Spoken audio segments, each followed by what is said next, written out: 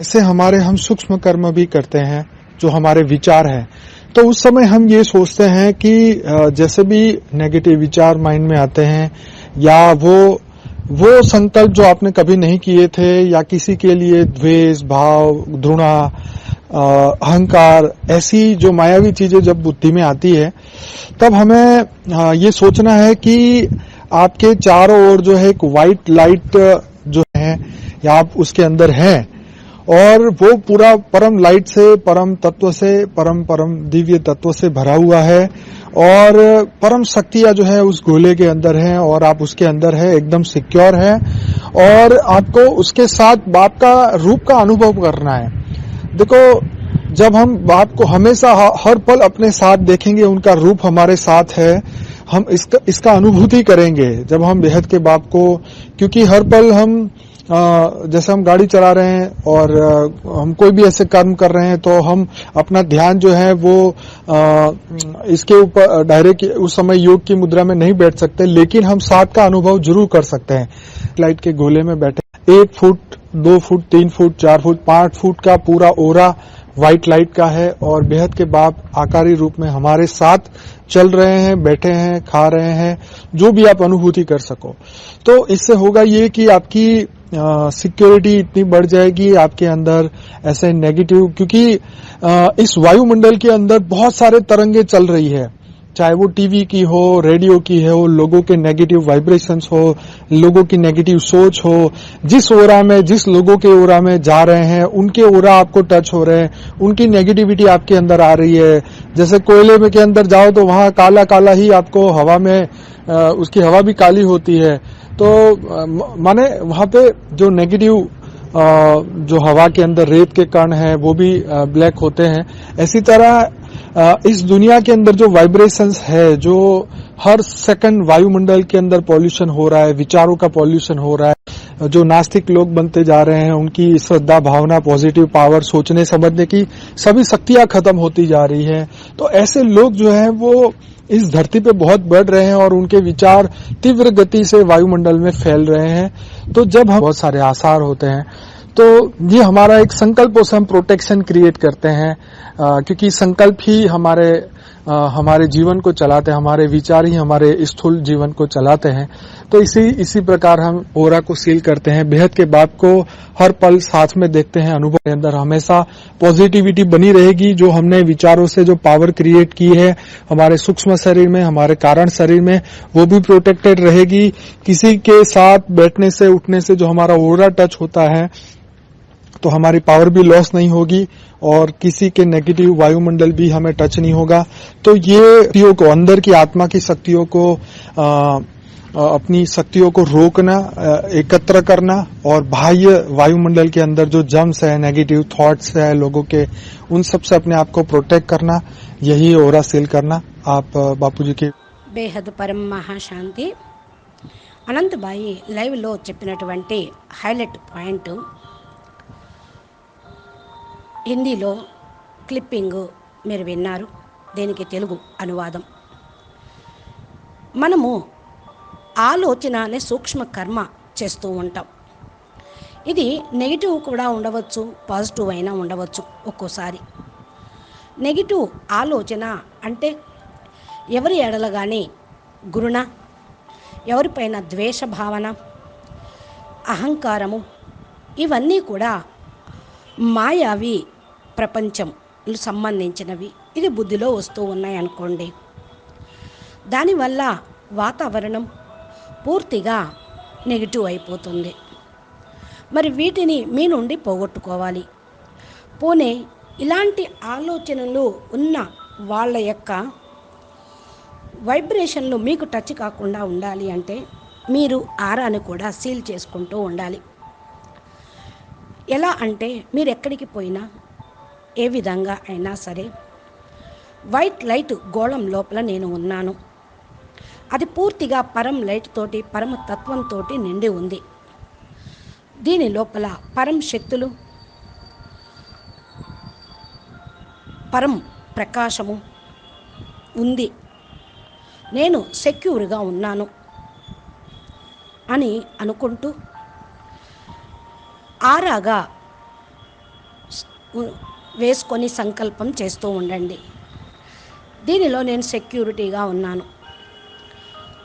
ఇలా ఉంటూ కూడా బాపు యొక్క రూపాన్ని అనుభవం చేసుకోండి. సదా బాపు యొక్క ఆ రూపాన్ని తోడుగా ఉంచుకొని మీరు ఎక్కడికన్నా వెళ్ళండి. బండి నడిపిస్తున్నా, బజారు వెళ్తున్నా, అక్కడ యోగ ముద్రలో కూర్చోలేం, యోగం చేయలేం కదా. అందుకని లైట్ యొక్క అనుభవం చేసుకుంటూ బాపు నాకు తోడుగా ఉన్నారు అంటూ మీకు 3 అడుగులు, 4 అడుగులు, 5 అడుగుల యొక్క వైశాల్యంతో మీ చుట్టూ ఆరాను మీరు క్రియేట్ చేసుకోండి.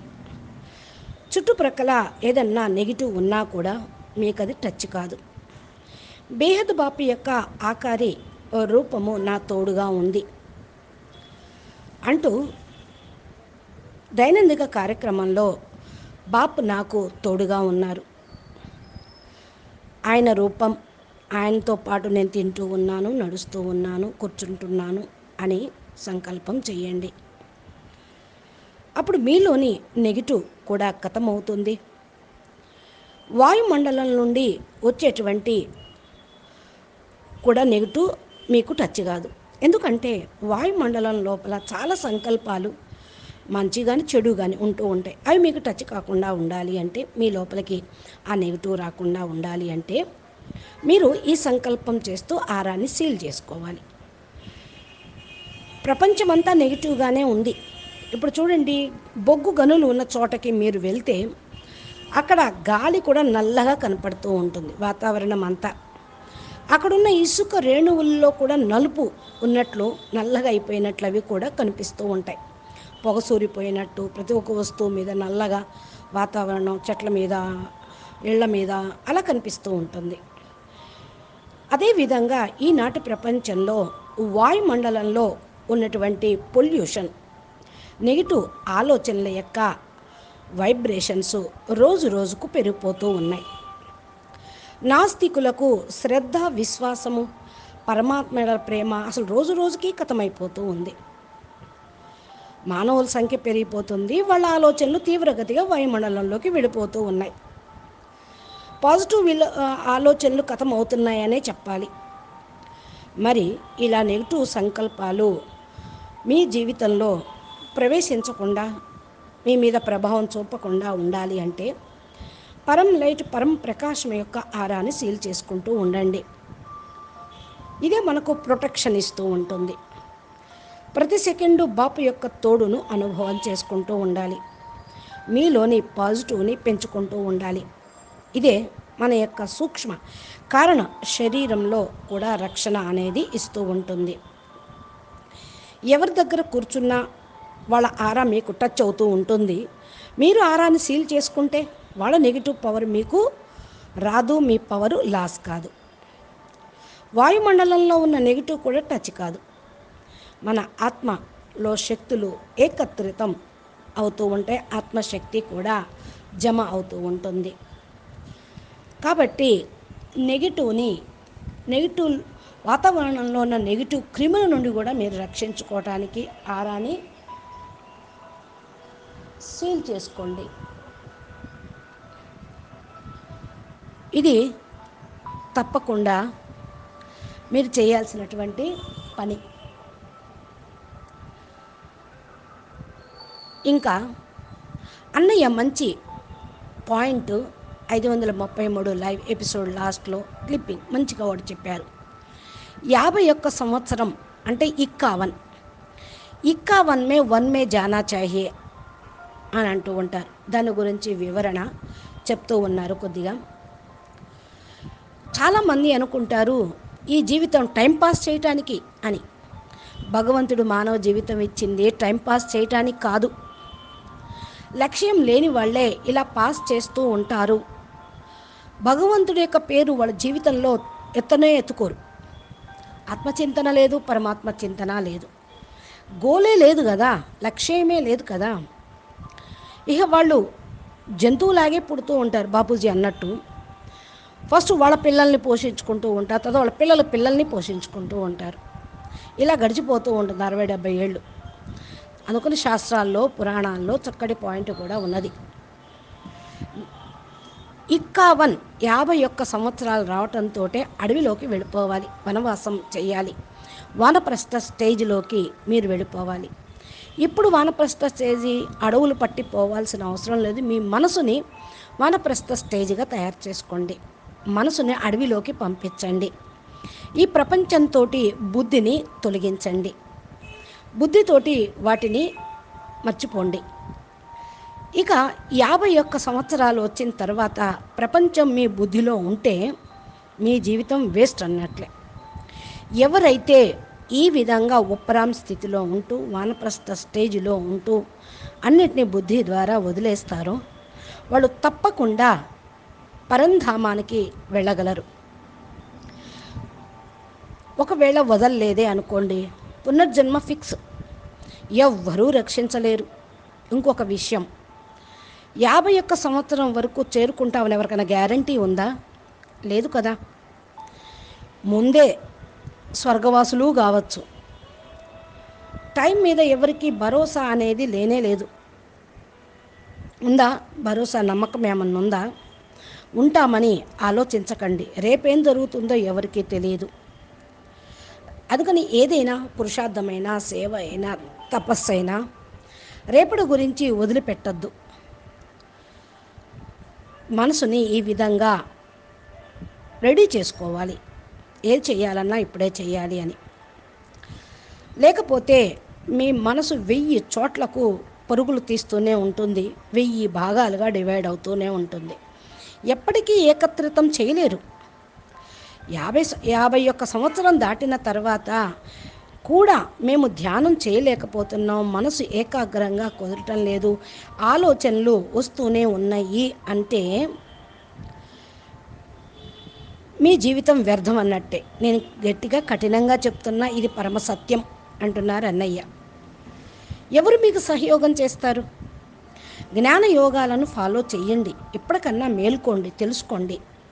నేను యోగం చేయలేకపోతున్నాను అంటే మనం దేనికి పనికొచ్చినట్టు మానవ జీవితం?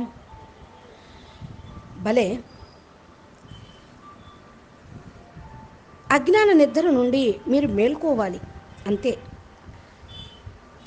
ఈ యొక్క జీవితం ఎప్పుడు అంతమవుతుందో, మనసులోని ఆలోచనలు ఎప్పుడు అంతమవుతాయో మీకు తెలియదు. జ్ఞానమే లేకపోతే, మీరు మేల్కోలేకపోతే 1000 జన్మలు ఎత్తినా కూడా మీరు ఇక్కడే ఉండిపోతారు.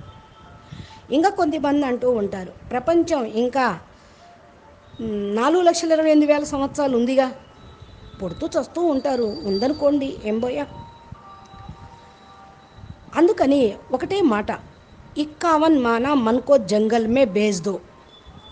51 సంవత్సరం వచ్చింది అంటే మనసుని అడవిలోకి పంపించేసేయండి. ఏకాంతవాసిగా ఉండండి. పరమాత్మకు సమర్పణ చేయండి మనసుని. ఈ మనసు, హే పరమాత్మ, ఇది నీదే, నాది కాదు అంటూ సంకల్పం చేయండి. ఆయన్ని ప్రేమించండి. ఆయన్ని పొందగలుగుతారు. ఎవరన్నా ఉన్నా కూడా స్వయం పైన మీరే కంప్లైంట్లు చేసుకోవాలి. ఇతరుల మీద కంప్లైంట్లు చేస్తే వచ్చేది ఏమీ లేదు. అందుకని మీ మనసును మీరు సంభాళించుకోండి. ఇంతకాలం సమయం మిమ్మల్ని నడిపించింది. మనసును జయించడం అంటే సమయాన్ని జయించినట్లే. మీ యొక్క ఆత్మ పైన ఫోకస్ చేయండి. జ్ఞానులైతే ఎప్పుడు జ్ఞానోదయం అయిందో అప్పుడే మీరు మేల్కొన్నట్టు. మీరు మేల్కొన్నప్పుడే జ్ఞానోదయం అవుతుంది. మీరు మేల్కొంటే జబ్ చాగే తబ్ సవేరా. 51 సంవత్సరం రాకముందే ఏకాంతవాసిగా కండి. పరమాత్మను స్మృతి చేయండి. ఆయన్ని ప్రేమించండి. ఆయన తోడును సదా అనుభవం చేసుకోండి. ఆయన తప్ప ఇంకెవరు మీకు సహయోగం చేసేవాళ్ళు లేరు. ఎవ్వరూ ఏమీ చేయలేరు అనుకుంటున్నారేమో మీరు, వాళ్ళు చేస్తారు, వీళ్ళు చేస్తారు అని. మీకోసం ఎవరైనా 1 గంట కూర్చొని యోగం చేయగలరా? లేదు. మీ పిల్లలైనా సరే, ఎవరైనా, ఇంట్లో వాళ్ళైనా సరే మీకోసం ఏమీ చేయరు. మీకోసం మీరే చేసుకోవాలి. ఒంటరిగా ఏకాంతంలోకి వెళ్ళిపోండి. మనసుని మార్చుకోగలుగుతారు. మనసుని అడవిలోకి పంపించటం అంటే మీ లోపల జంజాటకం నుండి మీరు బయటపడటం, బాహ్య జంజాటకం నుండి కూడా బయటపడటం అంటే విముక్తి లభించినట్లే. నేను ఇది మోక్షం కావాలి అనుకునేటువంటి వాళ్ళకి చెప్తూ ఉన్నా. జ్ఞానం లేని వాళ్ళకి, భక్తి మార్గంలో వాళ్ళకి ఇంకా చాలా సమయం పడుతుంది. ఎప్పుడు మేల్కుంటారో వాళ్ళు, ఆత్మ పరమాత్మ జ్ఞానంలో ఎప్పుడు వస్తారో వాళ్ళకే తెలీదు. సమయం వస్తుంది ఒక్కొక్కళ్ళకి ఒక్కో సమయంలో. మోక్షం కావాలి అనుకుంటారో ఏకాంతవాసిగా కండి. మీ మనసుని అడవిలోకి పంపించేసేయండి. భలే మీరు ఇక్కడే ఉండండి, మీ మనసు మాత్రం అతీతంగా ఉండాలి. ట్రై చేయండి, ప్రయత్నం చేయండి. ఈ జన్మలో చేయకపోతే వచ్చే జన్మలో అన్నా చేయగలరు. వచ్చే జన్మలో మీకు మంచి జ్ఞానము, మంచి సాధన చేయించే గురువు లభిస్తే మంచిగా మీరు చేయగలుగుతారు. లేకపోతే ఇంక అనంత జన్మలు, ఇక జవాబు ఎవ్వరు చెప్పలేరు. అందుకని ఈ అనంత జన్మలు తీసుకోకుండా ఉండటానికి జవాబుదారీ మీరే కావాలి. మీరే చూసుకోండి, మీరే మార్చుకోండి, పరివర్తన కండి. మంచి కర్మలు చేయకపోయినా మేము శాంతిగా ఉంటామని అన్నారనుకోండి, ఇది ఇంపాసిబుల్, అసంభవం. చూడండి, ఎవరికన్నా సరే ఆకలి ఉన్నవాడికి అన్నం పెడితే అబ్బా తృప్తిగా ఉంది, వాళ్ళ ఆకలి తీర్చాను అని. మరి బట్టలు లేని వాడికి బట్టలు ఇస్తాం, మంచి నీళ్ళు తాగిస్తూ ఉంటాం, సంతృప్తి చెందుతారు కదా. అంటే మంచి కర్మ చేస్తేనే మీ మనసు తృప్తి, ఆనందం, ఖుషి మీకు లభించింది. అట్లాగే మరి మేము మంచి కర్మలు చేయకపోయినా శాంతిగా ఉంటాము అంటే వాడు రాక్షసుడు అన్నట్టే. ఇతరులను ఏడిపిస్తూ ఉంటాడు, ఇతరులు ఏడుస్తుంటే చూస్తూ నవ్వుతూ ఉంటాడు, వాడు శాంతిగా ఉంటుంది నిజంగానే ఎప్పుడు. కాబట్టి ఇలాంటి పిచ్చి ఆలోచనలు వినొద్దు, ఫాలో చేయను వద్దు. మీరు మంచి వైబ్రేషన్ను వ్యాపింప చేయాల్సిందే. విశ్వ కళ్యాణం కోసం మీరు కూర్చొని సంకల్పాలు చేయాల్సిందే. యోగం కుదరటం లేదు అంటే ఇక విశ్వ కళ్యాణం ఏం చేస్తారు? అలాగే విశ్వ కళ్యాణం చేస్తేనే మీకు సంతోషం లభిస్తుంది. శ్రేష్ఠ కర్మ ఫలితము అంటేనే మీకు ఊర్జ, ఇది ఒక శక్తిలాగా పనిచేస్తుంది. మన యోగమే మనకు ఊర్జ. యోగంతో శక్తిని పొందగలుగుతాము, పరమాత్మతోటి కనెక్షన్ కలుపుకుంటూ ఉంటాం, జాగృతిని పొందగలుగుతాం. ఆత్మ పరమాత్మల యొక్క పరం ప్రకాశ స్వరూపాన్ని మనం పొందగలుగుతూ ఉంటాం, తెలుసుకోగలుగుతూ ఉంటాం. ఇదే మనలను ముందుకు తీసుకొని వెళ్ళటానికి ప్రేరణ కూడా ఇస్తూ ఉంటుంది. అందుకనే మీరు కంప్లీట్గా ఈ పని చేయాల్సింది, కంపల్సరీగా. ఇది మీరే చెయ్యాలి, మీరే చెయ్యాలి, మీరే చెయ్యాలి. నేను 100 సార్లు చెప్తున్నా. ఈ విధంగా మీరు ఆలోచించండి, మీరేం చెయ్యాలో మీరు తెలుసుకోండి. చెప్పాల్సినంతవరకు చెప్పాము. ఈ సమయం చాలా అమూల్యమైనది. సమయం విలువను మీరు తెలుసుకోండి. బాపూజీ మనకు ఏదైతే చెప్తూ ఉన్నారో దాని గురించి ఆలోచించండి.